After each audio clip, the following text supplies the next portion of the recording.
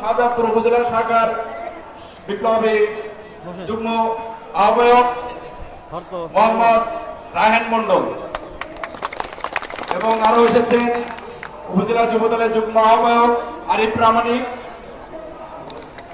উপজেলা যুবদলের যুগ্ম আহ্বায়ক মাসুম ফকির, উপস্থিত আছেন যুগ্ম আহ্বায়ক সোহেল চৌধুরী এবং উপস্থিত আছেন উপজেলা যুবদলের যুগ্ম আহ্বায়ক মোহাম্মদ আনিসুর রহমান আনিস সহ অন্যান্য নেতৃবৃন্দ।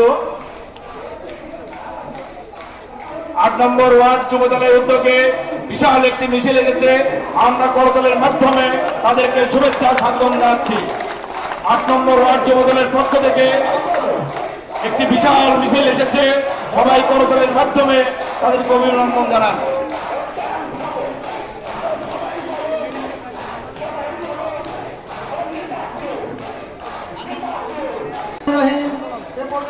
বক্তব্য রাখবেন আইনদারা আহ্বায়ক স্বেচ্ছাসেবক পর্যটন ইউনিয়ন শাখা।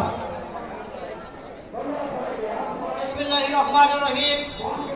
সাম্য মানবিক বিনির্মাণে বাংলাদেশ পর্যটন ইউনিয়ন যুবদল কর্তৃক আয়োজিত